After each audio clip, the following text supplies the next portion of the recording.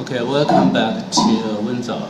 And this is the formally the second time I teach you for the second time. And I do expect that we can have a fruitful year to come because you are going to write your own graduation papers. And overall, the purpose of the class is to prepare you for your ability for doing research. So the final goal for this course is very simple. That is, after you finish reading and studying this hard course, then you will be able to prepare your own graduation paper proposal and waiting for your advisors to come.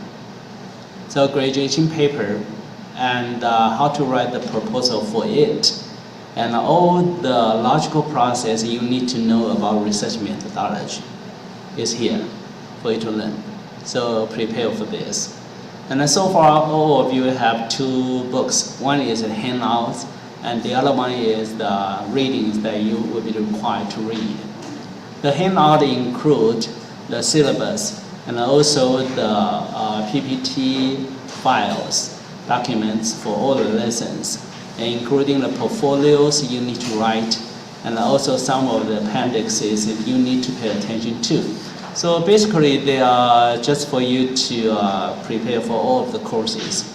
And after that, whenever we have one course, one lesson, and you need to study in advance. So preview of the reading materials are very important for you. So basically, research methodology is a logical process for you to do in your own research. It's not a secret. It is not some kind of myth that you have to pay a lot of attention to. No, you don't have to. But one thing you have to be very clear. That is logic. You have to ask one important question all the time. That is, throughout the process of you doing your own research, you have to ask why. Why we need to have a research purpose? Why do we need to have the research questions or research hypotheses? Then you have to continue to ask, why do we have to have this kind of research design? Why? There must be some reasons out there, right? And why do we need to collect this kind of data? Why we need to use the methods to construct our research instruments? Why? So there are a lot of whys out there, so you have to think. Because doing research is a very solitary job. You have to do it by yourself. Your advice can give you some direction, of course, but he or she cannot do the job for you. You have to go to the library to search for literature so that you can understand what you need to require to know, right? So basically, research is about how to enhance yourself, how to fulfill yourself, and how to prove yourself that you are capable of independent study. That's it. Very simple. Okay, so however, don't worry about that too much. We are about to start, and we will try to help you out. I mean, we, the faculty in the Department of International Affairs. So we designed this course to help you so that we can proudly declare that we have a graduation papers required for all of our students to write. It's very important. We don't like the idea. We don't like this kind of idea, just like some other departments or some schools would do. They require you to write a thesis or a college essay or a graduation paper, and then they never bother to teach you methodology. That would be very strange, right? So we offer you courses for research methodology, and also we offer you the courses for qualitative analysis and the quantitative analysis. That will be offered in next semester. So we try to nurture you the ability for independent study so that we can claim that you are capable of writing a graduation paper. Okay, so just keep patient, just be patient, and you'll be fine. You'll be fine. Okay, any questions so far? And so far, allow me to introduce two teaching assistants for this course. On my right side, there are two over there. The lady is Ke Jiayu. She is a senior student. Yeah, okay, would you please stand up and say hello to, let's give her applause. Thank you. And she is very bright and very diligent. And she has learned the research methodology very well. So if you have any questions or puzzles, or trying to just have a small talk about research, she is a very good one to talk to.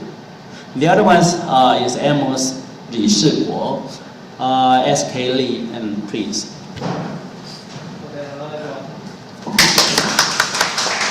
He is the graduate student for our program. So he is new in the campus, but he is very experienced. So I invite him to be here to try to help you out. And we are so lucky for this semester. Previously, we have only, most of the time, we could have only one teaching assistant sitting here. And this year we have two. Maybe there will be another one to join us. I'm not so sure yet. But anyway, they sit here not just as an idle just sitting there. No, they try to be contributive. So if you have any questions, they are the very good persons to talk to. Okay? Okay, today's lesson is very simple. Just give you some idea about beauty of doing research. We talk about research. My goodness, there must be something very, very high, very, very philosophical, or very profound out there, so that we can claim ourselves that we are doing research. Well, not really, because doing research is about to increase the welfare of the whole society. You can do that, and I can do that. Actually, everyone is doing this all the time. For example, let me give you a very simple example. When you woke up this morning, and you came into the classroom and waiting to see me, right? Did you notice I'm thinner right now? A little bit thinner, younger than previous years. That is a side talk.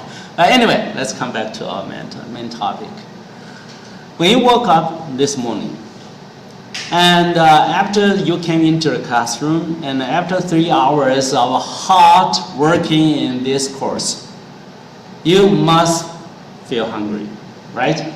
So, hungry, your feeling about hunger is your problem. The sensation about the starvation will propel you to search some food to eat, right? So, look at this.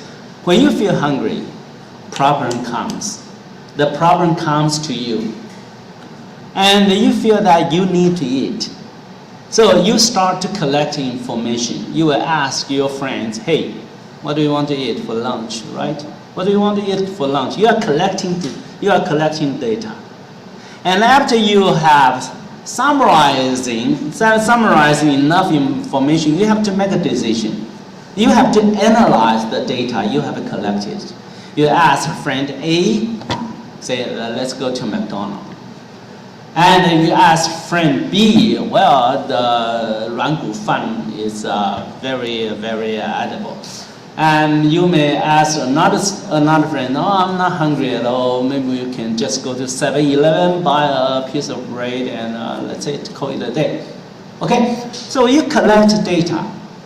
Remember that you are collecting data. In other words, you are doing research. Wow. Amazing, right? You are doing a very skilled research. And after that, you have 3 sets of data, and you analyze the data, and also consulting to your own experience. Your experience, part of your literature, you learned before, the knowledge you have accumulated before, right? And now, you know you have to make a decision. You look at how much money in your pocket. After the deprivation of $404 to Daniel, and now I have only, I'm sorry, I need to take some money back from you, right? So now you have only $30. You look at your meager $30, then you have to make a decision, right? I'm so poor, so maybe I just go to the 早餐店 and buy a piece of bread, 馒头, that would be good enough. That's it. So look here, identification of the problem. The hunger strikes you. the feeling of hunger strikes you problem. You identify it. Then you start to collect data. There are many forms of data collection. This is very simple because you have done interview, right? Although that is not so formal. But actually you are interviewing your friends, 3 interviewees, right? You collect data and you analyze the data. Well, for granted, your analysis is not sophisticated at all because it's just a very quick thinking and process out there, right? Okay, I don't have so much money, McDonald's spends too much. In the very beginning of the semester, it's unwise to go to McDonald's. I have to count every pennies in my pockets, right? Making them worse of my education. So you go to buy a piece of mantou, that's it. Data analysis, and you report to your friends. I want to do this. So look here. All the process I have described here depict a very, very simple story. When you say you are doing a research, you are, first, identifying a problem. Second, collecting a set of data. And a third, analyzing the collected data. That's it. 1, 2, 3. Problem, collection, analysis. Very simple, right? So if this is a research, then you have to ask yourself. You have to ask yourself a very, very simple questions. That is, are you doing research every day? Yes, of course. Yes, of course. So if you have done research every day, if you are doing research all the time, then why should you be afraid of sitting here and say, oh, research methodology, that must be something I couldn't master? No, you should not think in this way, right? So doing research is very, very simple. And today we talk about beauty of doing research. Research, the contribution for all sorts of research is not for yourself. The small-scale research studies, not only for yourself. They could be also for some part of society, some group of people. For example, all the universities now here today are facing the fewer children to enter the college, right? So it is a real threat. It is a real threat. So if I were assigned by the principal to say, okay, Dr. Lin, could you do a very small research and try to find out the ways to attract more students to come to Wenzhou? Could you do that? Well, I'll be honored to do such a research. So it is useful. It is useful, right? And maybe nowadays we are talking about nuclear energy or green energy. So on the level of the government, they may start to consider what would be the optimal balance between green energy, fuel energy, and nuclear energy, right? So that could be another, although this kind of research is much, much larger than I could do. So there are many different kinds of research. The purpose of all kinds of research is to make our society a better one. A little bit or a lot, that's it. And now you're doing your own research. What is the imminent benefit for your own research? There must be only one. That is because of the graduation paper, you can graduate. Very simple, right? This is the most imminent contribution of your graduation paper. Of course, you cannot write it on your paper. You have to find out some real cause out there. But the side benefit, the most important side benefit, is this is the guarantee for you to graduate from the department, the program. Very simple and straightforward. Okay, so this is our lesson goal. Well, I will introduce the course to you and try to bring you some of the fun of doing research. And let you know that research is not something to hide. inside the ivory tower and claim, hey, I'm so enjoying my life. And no, you are doing something for other people's good. So let's introduce the course first. The first one, we follow an 8-step approach to introduce the fundamentals of research methodology. When we talk about research methodology, it is a process, starting from identification of the problem, going through the process of data collection, and entering into the stage of data analysis. And finally, you have to present the results of your data analysis to your audience. So this is the whole process. So because of the purpose for teaching, so some scholars say that we may be able to divide the whole process into 8 steps. Although this is very mechanical in its meaning. Normally, when we talk about research, it's rather circular. It's not linear. It's not only one direction. It's not unidirectional, just starting from here and end there. It's not that. It's something that you go forward a little bit and come back, go forward a little bit and come back. Maybe go to the first point and start again. So it's kind of circular. So basically, we try to make you know all the parts of this kind of research methodology. And after this course, you should be able to learn to formulate a research problem for you.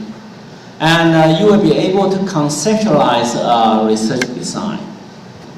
Later on, you will know what is the purpose of the research design. But now, just for now, you understand it, that would be good enough.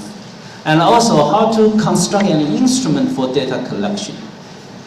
You want to collect data, right?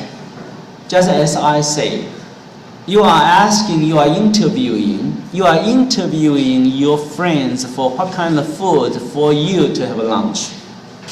Do you need to prepare questions? Yes, right? The questions, to some extent, are research instrument. So when we talk about a research instrument, are the tools for you to collect data. So when you interview 3 of your friends, you use questions. Although the question is very simple, what do you want to eat for lunch? Is that right? It doesn't matter how simple it is, you still need to have a tool for data collection. And that tool, in its term, is called research instrument. Anyone confused so far? That should be very straightforward, right? So the question you ask your friends is research instrument. Although you never name that question in this way. But now you have to know that is a research instrument. Okay? If I want to measure your weight, what kind of research instrument I need to have? Weight? Of course, that is weight scale, right?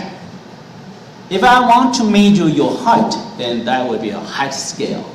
I cannot say, okay, let me take a look. Oh, you're 171. That would be ridiculous. Although I myself may be a very precise instrument for measuring height, but it's quite abnormal, right? So we need to have an research instrument. And also, once you have a research instrument, you need to select a sample. Because samples are the target for you to collect data. So sample, the defining of the sample is very important, sample. And also after that you need to write a research proposal. And after your proposal is approved by your advisor, then you can start to collect your data, process your data, and eventually write a research paper for that. Okay. So why do we need to have a research proposal? Research proposal, to some extent, is the equivalent of the blueprint for constructing a huge building. You cannot just bring your brick and cement cement and go there into the field and say, okay, I want to build a house. No, we don't do that, right? First, you have to draw a blueprint approved by some authority to say, okay, this blueprint, construction based on the blueprint will be safe and usable. Then you can start to construct, right? To some extent, research proposal is just like that. It is a blueprint. And you need to be, that needs to be approved by your advisors.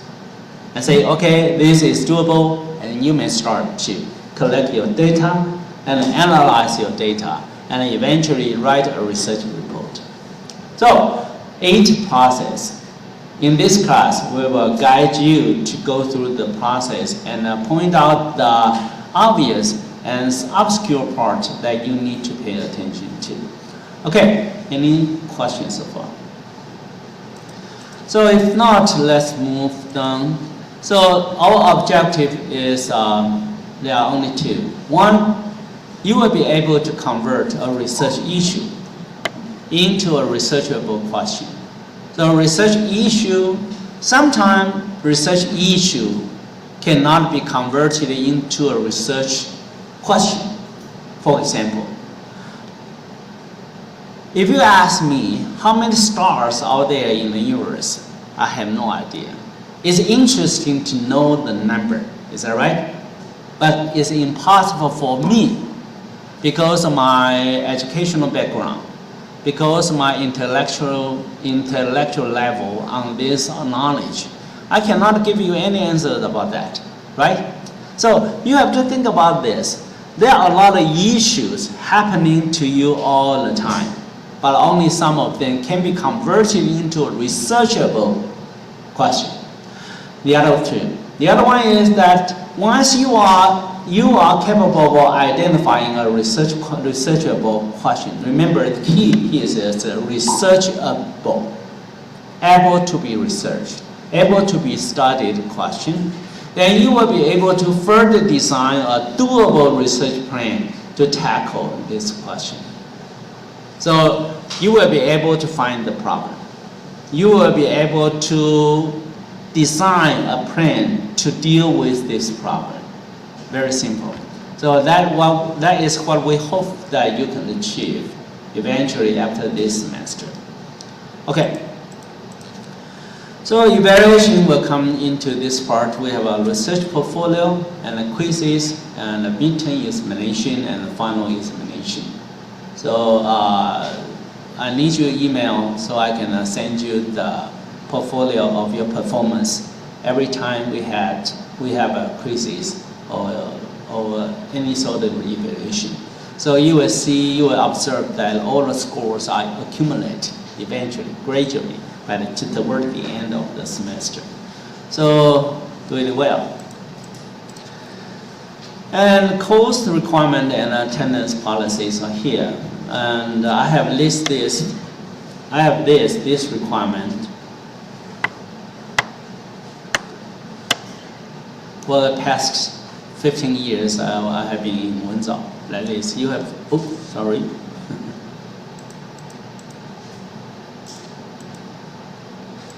That is, you have to participate in the class happily, diligently, and full-heartedly. You can do that, right?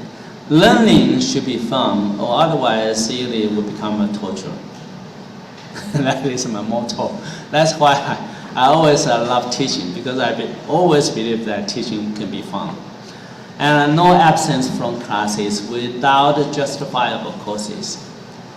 It's a rare opportunity for a college student to have full training for methodology. So don't miss it. Don't miss it. Your folks, your friends in another university may not have these same opportunities, right?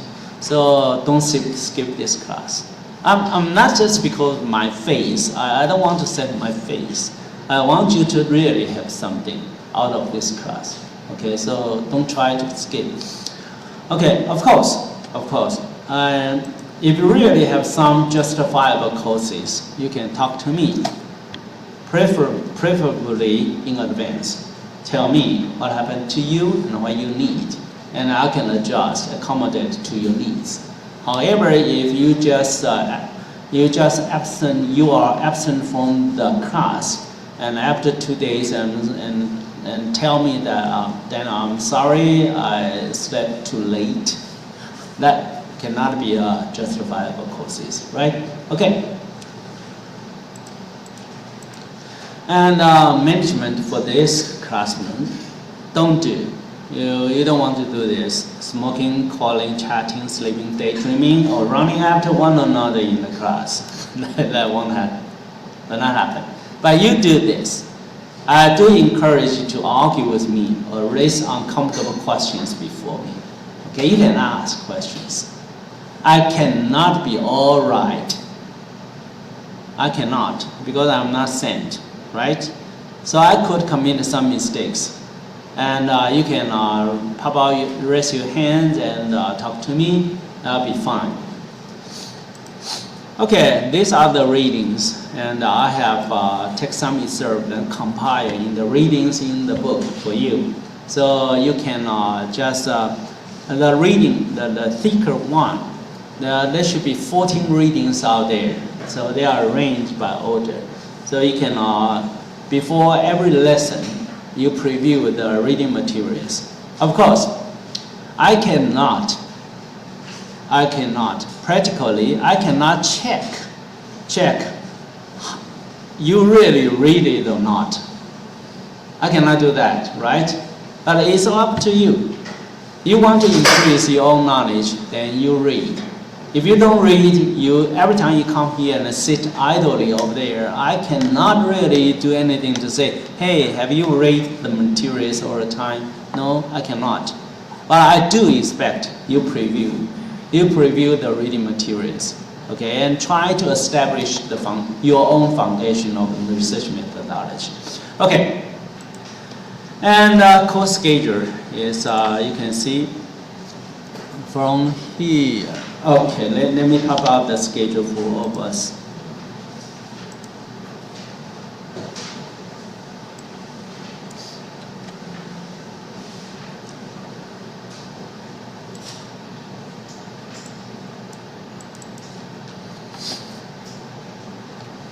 Okay, let's see the schedule. My office hours on Tuesday and Wednesday. So if you want to see me, you can use the time. And also, if you want to drop by my office, you are also welcome anytime. So if you go on the website and register the office hour, you will be guaranteed to sit in my office. But if you just try to run into my office, you are also welcome. But there's no guarantee I will be there. Okay, so this is something you have to pay attention to. And also, let's take a look about what we have for this semester.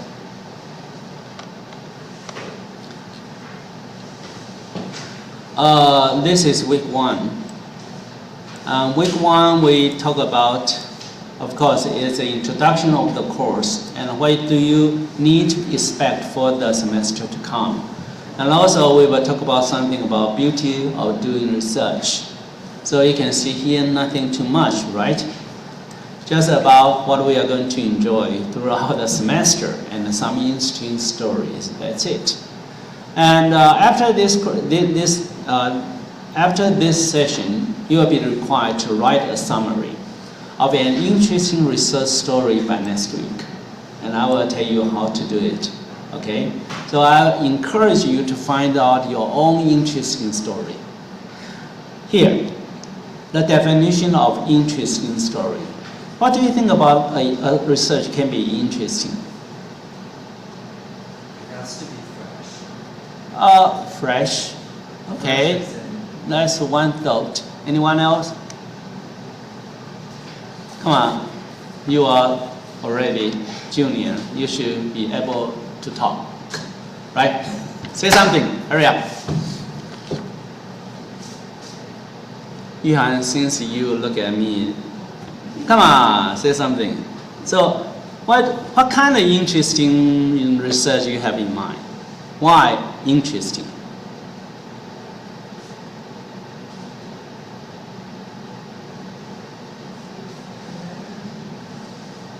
There's one interesting research you may want to do.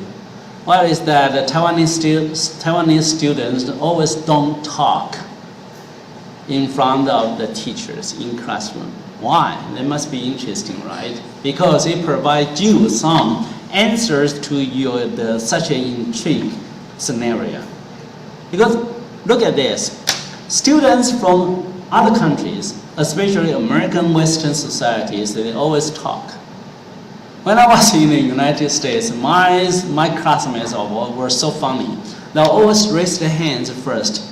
When the teacher called upon them and said, wait a minute, let me think about that question. They always raise hands and then think, hey, you can do that. You can do that. Okay, so participation. Participation is one of the nature you can educate yourself.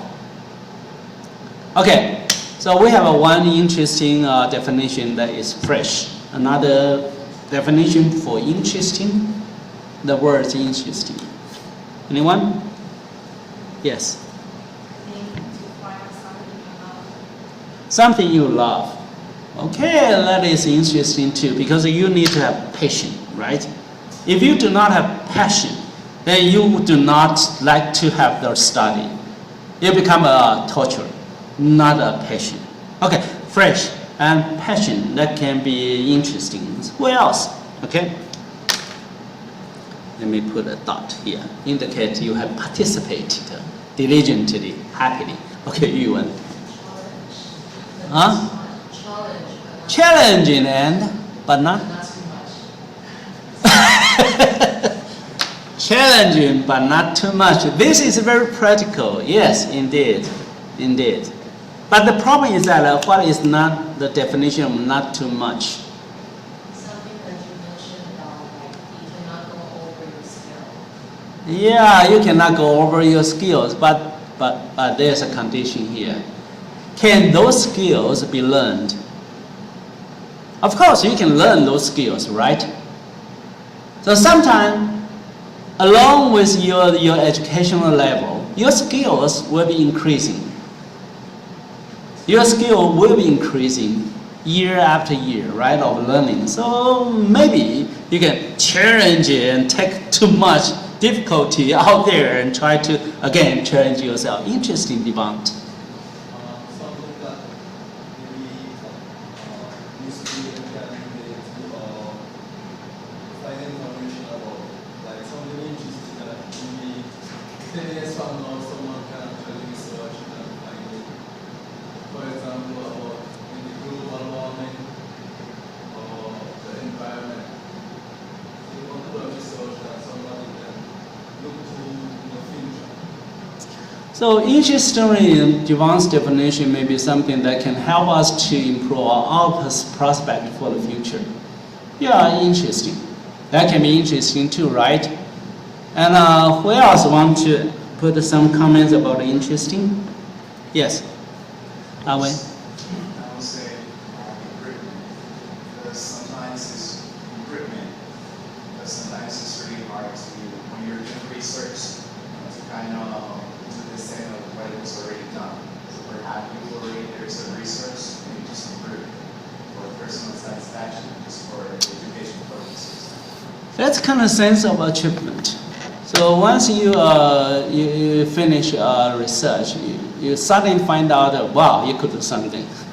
You could do something quite differently, right? That's interesting too. Okay, all the comments from the students on the floor is can be related to interesting studies. For myself, my understanding of the interesting definition is surprising. Surprise. What do I say that is surprise? The surprise is a contradictory perception toward our normal understanding. Normal understanding. A lot of time we take for granted for a lot of things, right? And if one student presented a finding of his study that contradicts my understanding of the scenario, then that is interesting. It's easy. It doesn't matter whether it is huge or small scale research. For example, let me give you an idea. For example, we students in Wenzhou Ling, faculty and students here, right, always emphasize that we have to review the gods and love the people, 敬天爱人. That is our school motto. Is that right? Okay. So gradually we have been brainwashed. We should love people and respect the gods all the time, right? So maybe some students would like to challenge, just like your definition, just challenge this kind of practice. So his or her research purpose is very simple. She popped out a very important question. That is, do Wenzhou Ring really love people? Do love people, right? And after careful research, well, not really. Because the researcher intentionally invited several beggars sitting around the corners of the campus, and no one gave them money at all. One of the practice, right? So you can imagine this. When we try to do some interesting research, we try to challenge our perspective. Something we take for granted. So that is the key. So if you can identify the surprise side, then you have an interesting story. What is not surprise at all? Let me tell you, some of the questions have been studied. That is no surprise at all. For example, the marketing promotion strategy by the convenience store by 7-Eleven and Quanjia and Kmart and so on. Nothing surprise. Or for the students' participation in voluntary organization, the process and their achievement. Well, everyone knows that. Everyone knows that. So when you try to find out a topic for yourself, try to find something that can challenge, try to sabotage other people's common sense. Oh, that would be very interesting. Very interesting.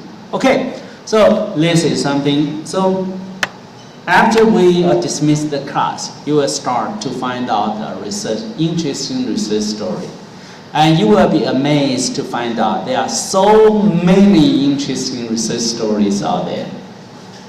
By a very simple Google search, so many out there. Okay, and after this, next week, we will formally enter the stage of learning for research methodology. And you can see week 2, research methodology number 1. We talk about the basic of research. And before you come into the classroom, I would advise you to reading 1. Okay, reading 1. And week 3, we are entering into the step 1, formulating a research problem. You can see we need to spend a lot of time, 4 weeks of time, to tell you how to formulate a research problem. On the 3rd week, we talk about reviewing the literature review. The purpose of literature review is function and how can it help us to establish the theoretical foundation of our study. And also how to formulating a research problem and how to identify the variables and how to construct hypotheses. So you can see the very simple step of formulating a research problem can be dissect into 4 different parts. So we will use 4 weeks of time to talk about this. And remember this is important. September 22nd, we talk about basic research and 8-step research process, right? And 1 week after that, we have a quiz 1 for lesson 1. It's on September 22nd. And also you need to submit research portfolio number 1. Okay. And let's take a break for 10 minutes and come back again.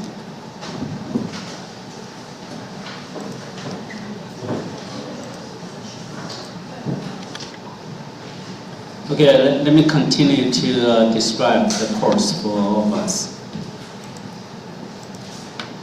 So we will spend 4 weeks of time to tell you how to formulate a research problem.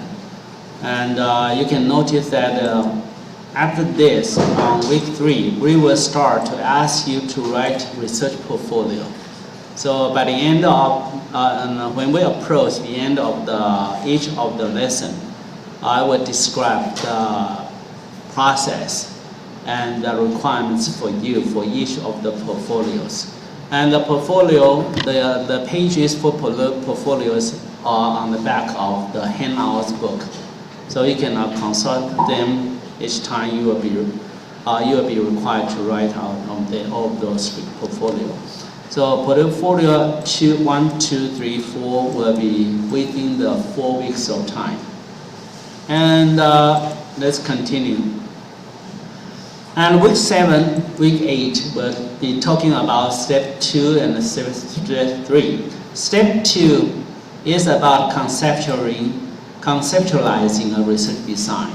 So the research design, how to select a research study design. So again, we have a quiz for the previous lesson, and also by the end of the class, we will be talking about research portfolio. And remember one important issue. Every time you will be asked to write a portfolio, part of the research portfolio. And by the next week, the 2 teaching assistants will tour around here to check your assignments to see whether you have accomplished or not. Okay, so every time you have to write it out. And also later, Amos, please establish a night group for the students here. You can just walk around too. So later, Amos will walk around the classroom and to ask you to, so you may want to prepare your 9 so that you can join the research methodology course. This is the quickest way for us to communicate. And the email is for me to send out the formal academic records for you every time we have some progress. Okay. And week 8, we are going to talk about research instrument. So we will be able to selecting a method of data collection and so on. And again, a quiz and also a portfolio for this. And week 9 is a midterm examination. It's closed book. So you need to prepare by yourself. It's, if you have read, that should be easy. If you have studied, that should be fine. No problem for this. And week 10 is a mobile lecture. Mobile lecture is new to you. And let's roll down here. This semester, you are required to prepare the reviewing session, GP review session, evaluation session, and the GP conference for the senior students, right? So there are 2 days you are required to attend, 2 Saturdays, November 28th and December 19th. So you need to go there to organize these events for the senior students, okay? And because you are required to move the time to work on the 2 Saturdays, so here all faculty and students taking the courses offered by the department and the master program are required to attend these 2 occasions, right? So as mandated by the department, the lesson for this week is designed as a mobile lecture, which means we move the lecture into the 2 Saturdays. And we will have no class this week. So basically, we will leave this week, this course, we don't come to class. Instead, we move the time into the 2 Saturdays. All the courses offered by our department will assign 1 week of course as a mobile lecture. So again, but every teacher has different mobile lecture week. But for this class, is on this time, week 10. So 1 week after midterm, you are free at least for this class. Hopefully, all the teachers will arrange this time as a mobile lectures, so you can go to have a tour, so a trip around with your friend. I have no idea because we do not all coordinate what is the time for mobile lecture. We allow faculty members to decide to see which week is the fittest for their practice. So that's very simple. And week 11. We move on, after midterm examination, we will move on to data collection. So collecting data using attitudinal scales and portfolio 7, and how to master the idea of validity and the reliability of the research instruments. So we have, again, we have a quiz for the previous week. And continuously on the lesson 10, we talk about selecting a sample and writing a research proposal and collecting the data and processing data. And by the end of the processing data, we are almost done. Week 17, we have writing a research report. And by the end of the last week, we have a final examination. It's also a cross book. So far, are you with me? And there's one thing you need to know. On the 17th week, week 17, you need to finish your complete research portfolio. And of course, we will send you a template for you to write up your research portfolio. So eventually, you need to finish all this task. So basically, all the assignments here are rather demanding your time, your efforts. So please just pay attention to. Hopefully, for one thing, that is by the end of the semester, you will already have a research topic there. Because possibly by this week,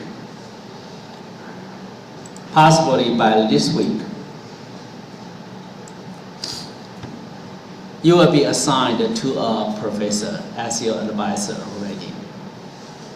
Okay? So week 17, all the faculty members will sit together and to select the advisees out from you. Of course, you have your say, which one is your preferred advisor to follow with. And we will leave all the selection process to computer. A computer is randomization, so personal preference from our part is not there, just by the computer. Okay, so it's you and it's us. So week 17, you will know who will be your advisor for the years to come. Okay? Okay, getting ready for this. Any questions so far? If not, let's move back to here. So we finished the course schedule introduction. We talk about fun of doing research. I collected some of the fun story here. The first one, Fulbrighter, a better speaker. Are you nervous? Have you been nervous all the time? Scientists are very interested in find out the power of anxiety on a person's efficiencies to make presentation. So when you feel urged, when you feel anxious, and you will be more powerful to present yourself, it's kind of interesting. You must have experienced similar scenario, right? So a group of scientists try to test the hypothesis. That is the hypothesis that an anxious person can be more efficient in his own job performance. Okay, so they intentionally feed the water to a group of testers. And after 30 minutes, ask them to give a prompt speech, a short speech in front of the people. And there's another group of people as the so-called control group, experiment group and the control group. People in the experiment group drink a lot of water. So after 30 minutes, they will very much like to use the toilet, right? But they are not allowed to. And instead, they are asked to give a speech. And I find out that the result is very interesting. That is, the people with full bladders normally become better speakers than they used to be. So this kind of research gives me some idea. Maybe we can stay here for 3 hours and asking you to drink a lot of water and it do not allow you to use the bathroom. Maybe we can become a more efficient learners on this. Maybe. I have no idea. And the other research is about the brains. We always know that there are differences between men and women.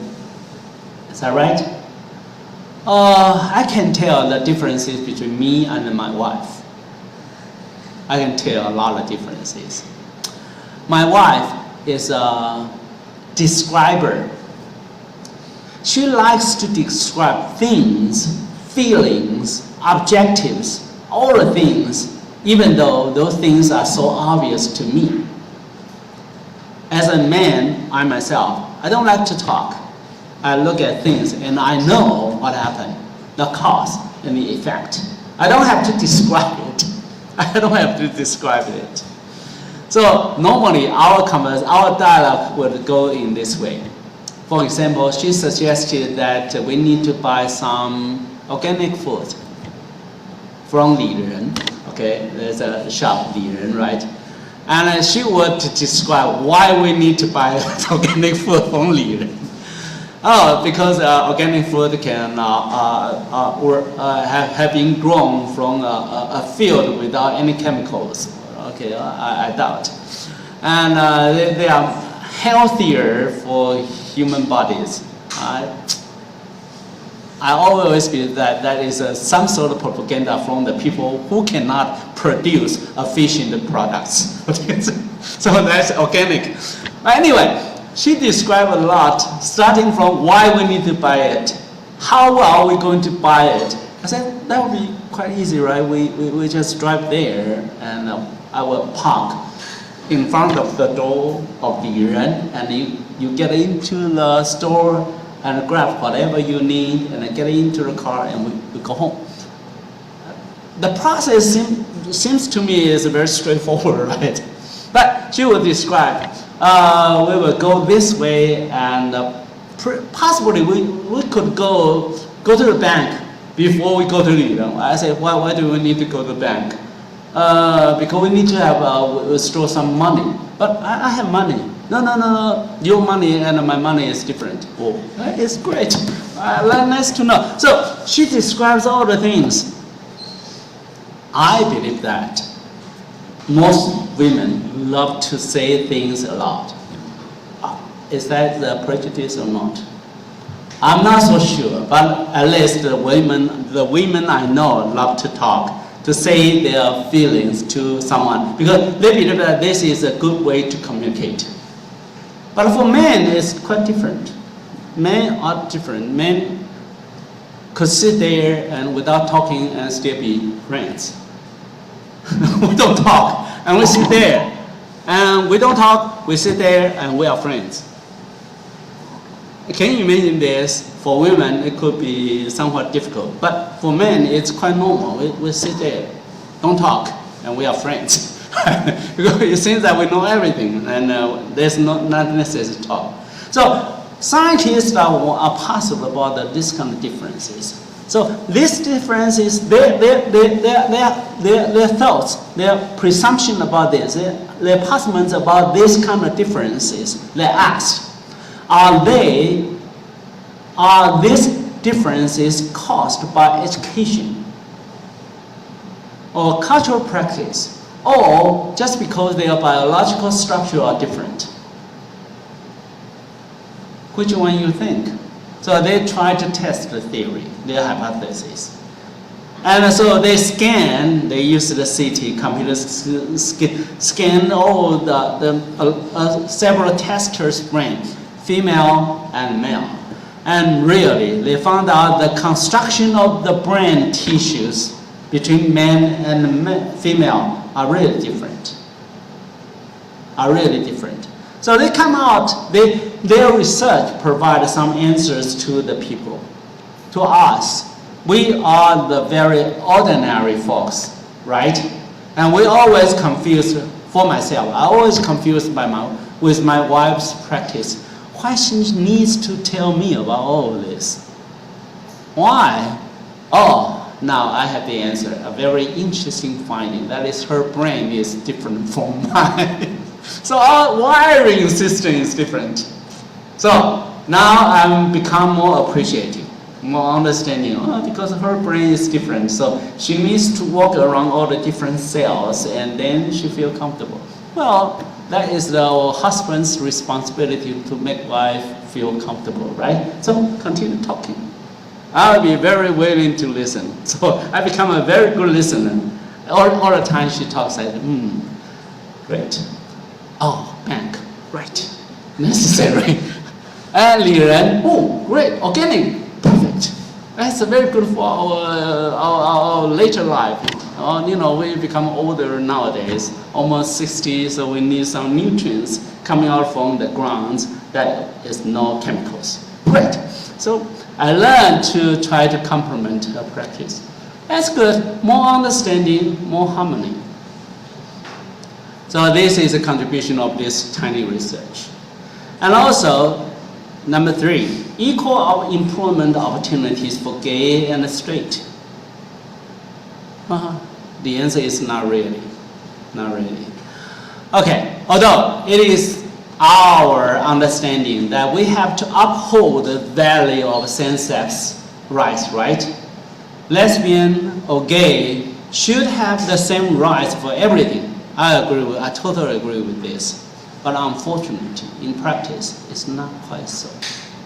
It's not quite so. So scientists try to test. Although they know that the social environment always encourage people to think we have to appreciate gender differences, gender preferences. And we know that, we have learned that. But in practice, in our society, this research is done in the United States, not in Taiwan. How they test whether people's idea about same-sex, lesbian or gays are equal?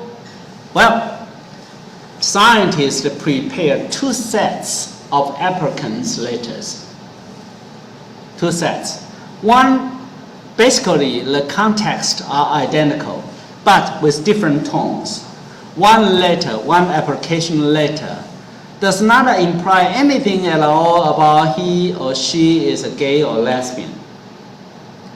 And the second set of letter implies once upon a time she or he has attended a gay rally in Washington, D.C., or has some sort of link in relation to gay activity or lesbian activity. So 2 sets of the applicants sending out to the same company, thousands of companies. And did you know the result? The results indicate one very ironical and very cruel reality. That is, the letter implied that they are gay or lesbian received much fewer respondents from the companies who received the same letter. Much less. What does this mean? It means that the society, although they can talk, but in practice they do not really practice. So, as a word of advice, I admire your sex preferences, but in the future, you have to be very careful about this. Don't apply if you want to find a job, at least for job market, really. It's not fair, but it is real out there. So when the employers find out that most of the employers find out that the applicants may be a gay or lesbian, simply just discard the application later. Simply discard most of the time. Well, it's cruel, right? So be careful for this. It's indeed. We need to wait for some time, someday, that all the open societies welcoming all sex preferences. That still a little bit way to go. It's real. Okay. Is this kind of study interesting to you? Surprise, right? Surprise. So to some extent, it is interesting too.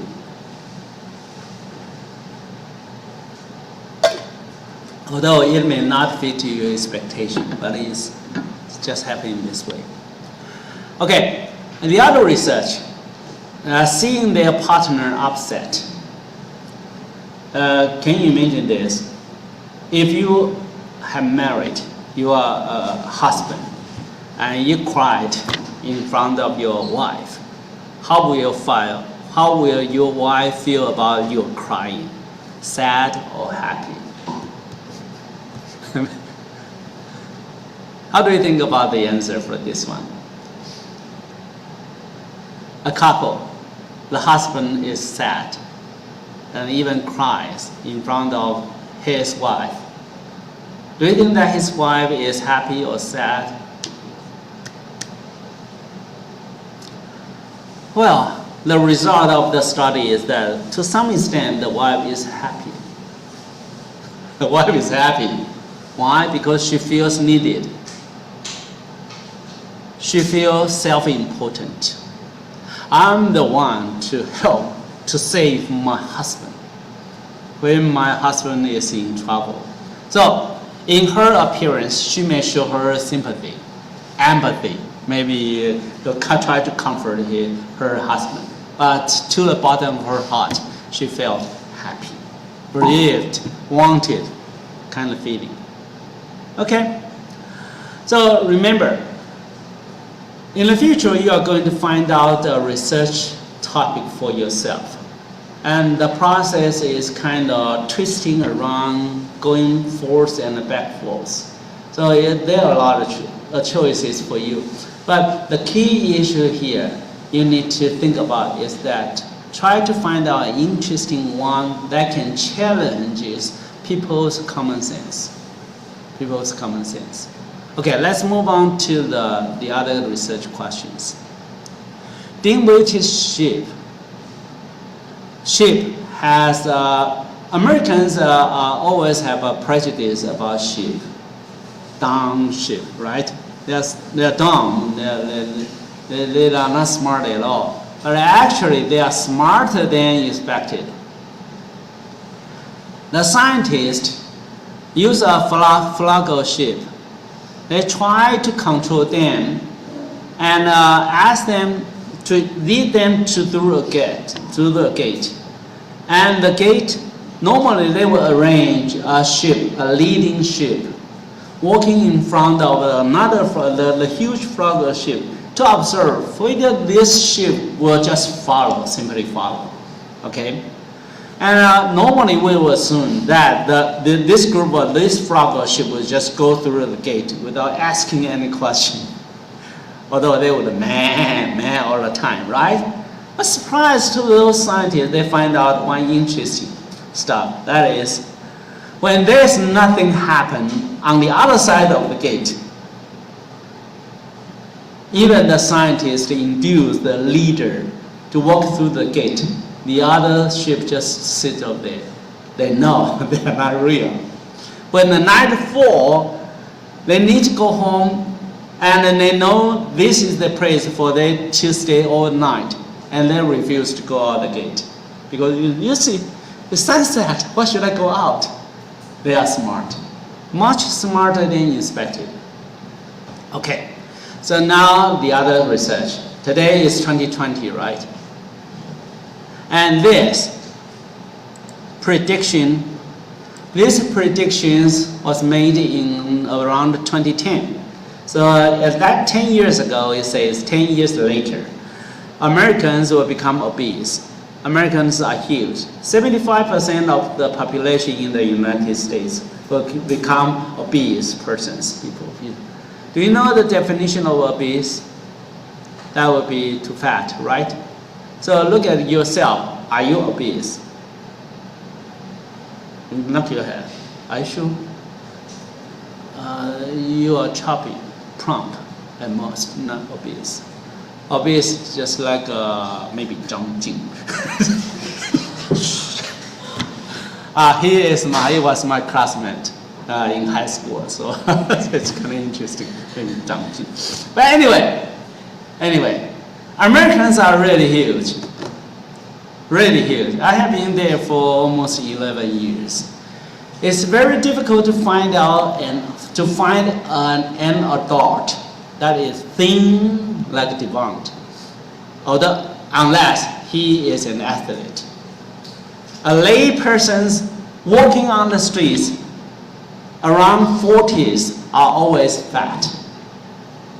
From my own experience, really. Not only people, the cats are also fat over there. I have no idea. American cats are very fat. Very fat. They always like to lie beside the window and enjoy the sunshine. And they can lie there for all day until their master to say, hey, kitty, kitty, come to eat. They will look at the food and refuse to go because too fat. So it's amazing. So let's think about this one. If this really comes true today, what would happen? If you are a company owner for nutrients, will you seize the opportunity to make some profits for yourself? Yes. Okay. If you are the operator for a hospital 10 years ago, will you try to make some change of your facilities to accommodate the people that will come to your hospital for help because they have become too fat? Yes, of course, right? So imagine this. This one seems very, very simple description, but it can have a lot of implication for different walks of people. If you are the owner for a gym, will you try to increase the volume of your activities, attract more people to exercise in your gym? Yes, of course, right? So it all is about money making. So all the different research can bring a lot of different contribution to you. The point here is that you need to think. You need to think. So other than this, there are some other issues. Some other issues you may want to explore. That's already something related to international affairs. For example, U.S.-China policy unchanged. We noticed that President Trump has initiated a lot of programs to cooperate with Taiwan, right? It seems that Taiwan will become, maybe one day, become an official partner to the United States, right? But can that be changed? Now, the U.S. relationship with China and Taiwan is based on One China policy. There are 3 pillars for the One China policy. First one, the U.S. recognized the People's Republic of China as the sole representative for all the Chinese people in the whole wide world. So that is official recognition. Number 2, the United States would, at most, maintain unofficial, although substantive relationship with Taiwan. So the relationship between Taiwan and the United States would be unofficial, no matter how substantial it is. Number 2. Number 3, the solution of the disputes between people on the 2 sides of the Taiwan Straits have to be peacefully solved by the people on the 2 sides of the strait themselves. So these are the 3 pillars of the U.S. One China policy. So let's look at the 3 principles of the One China policy on President Trump's practice, do we see any changes? Superficially, on its face value, maybe there are some changes, right? But substantially, no change at all. No change at all. So I say that maybe it's always unchanged. The principles always guide the national interests of the United States toward Taiwan and China. Always, no change. Although you may see some vibration out there, ups and downs. It seems that yes, the relationship between China and the United States is a very historically down today, right? But it's only today because of the President Trump. Some other days may be higher, some other days may be lower. When its relationship with China is low, it seems that the relationship with Taiwan is high, right? But will that be possible one day? The United States government will formally recognize Taiwan as its diplomatic partner? Do we believe that such day will come? Well, I hope so. But according to the 3 principles of the One China policy, which have been practiced since 1970s, 40 years, 50 years, it would be very difficult for the United States to change. Why? Why not for the change? Because it fits the United States national interests. Very, very simple. Do you really believe that the United States would fight a war for Taiwan and against China? Don't be so naive. They are not prepared for that. They are not prepared for that. Okay, so if you are interested in this kind of issue, you may want to explore more. Try to challenge this kind of common sense. Maybe what I say here can be changed just next day. Maybe, right? So interesting research topic you may want to explore. And the other one maybe you want to explore is about cultural adaptation. When you move into a different country, you feel culture shock, right? Although sometimes you will find comfort from the government, where the hosted government that they will provide a lot of programs to help you out, education or welfare or some other assistances, right? But still, this kind of difficulties for foreigners getting into different countries always exist there. Today, let's look at ourselves. Do we have a lot of foreign brides here in Taiwan? Yeah, yes, of course. Among the 23 million people here, there are about 4% of the population. 4% of the population come out from the foreign brides family. 4%.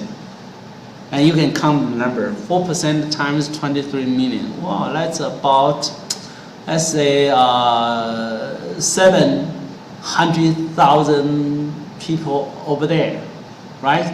700,000 persons over there. That's still a lot.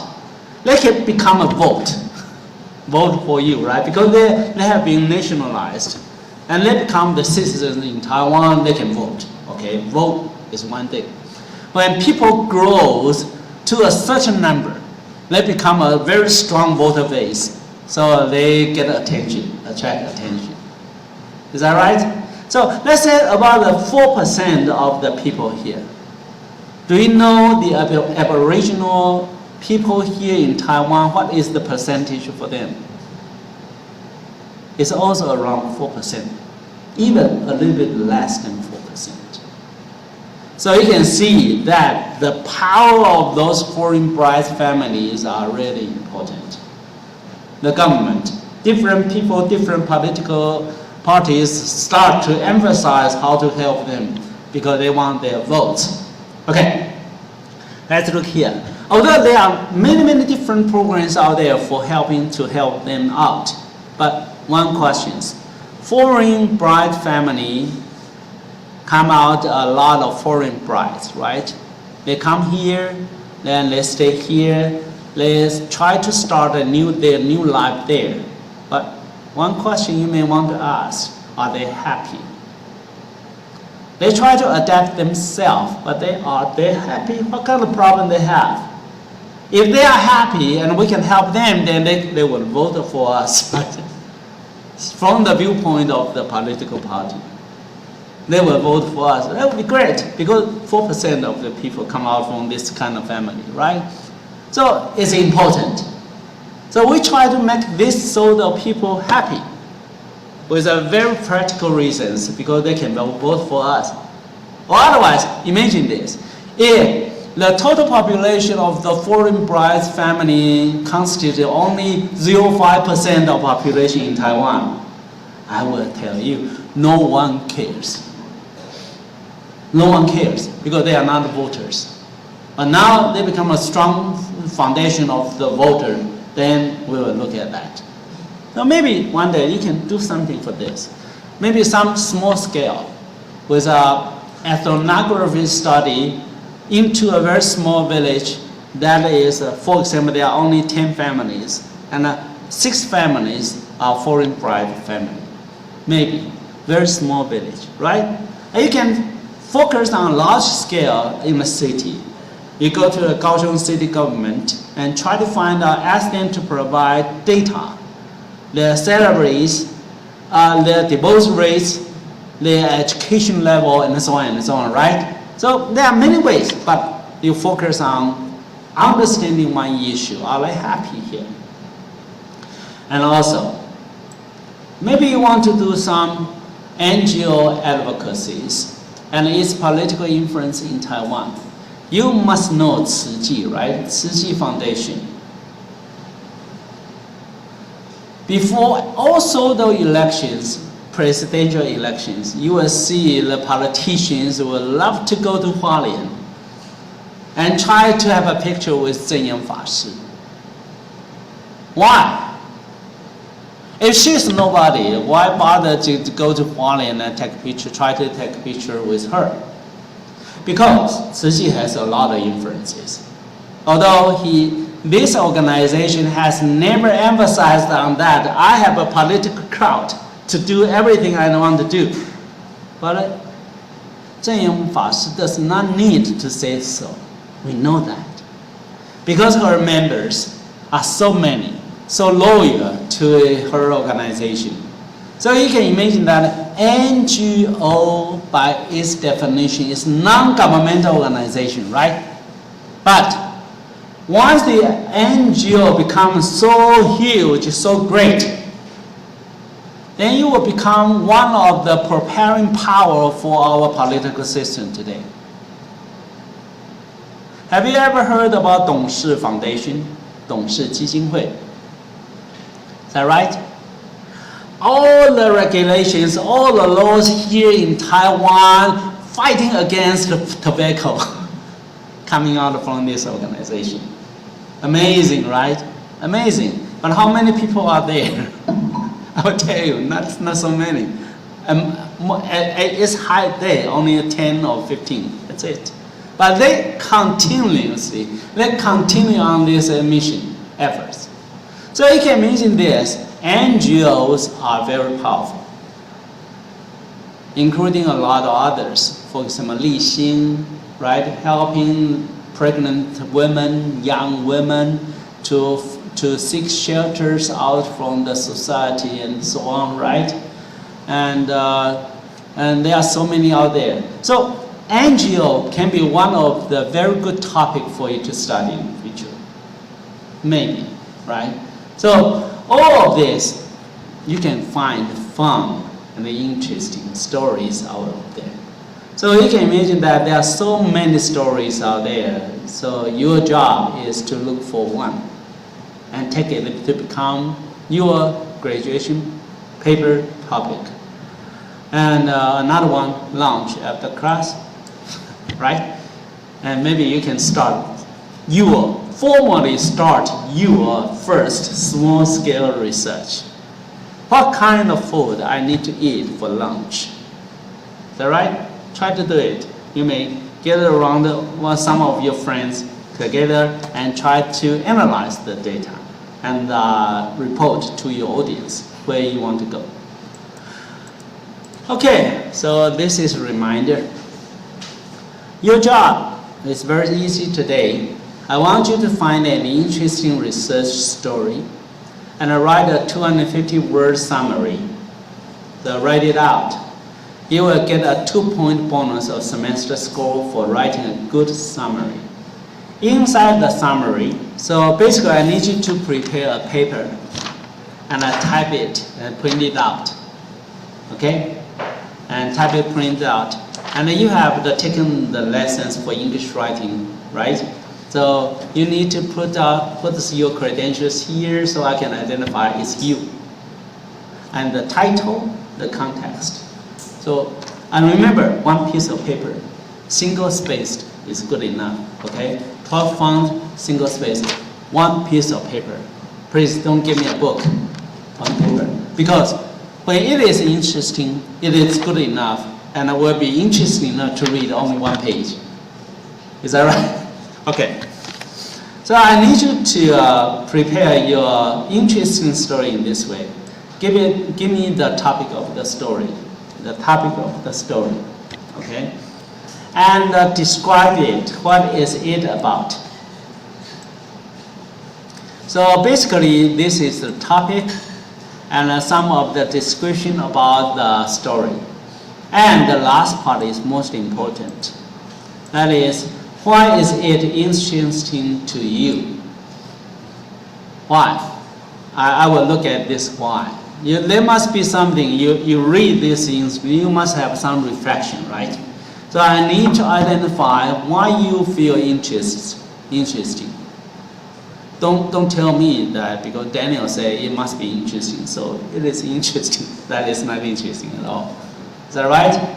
So your job is very easy. So next week, when we arrive in the class, you can put your summary here. And my TAs will collect your papers, okay? Again, a quality summary will earn yourself a 2-point bonus for this one. That's and you go home and try to preview reading 1. So we can prepare for the 8th step of research for next week. This is the first week, and we do not have too much to say. That's it for today. Any question? If there's not, then we dismiss, and happy lunch hunting. Bye.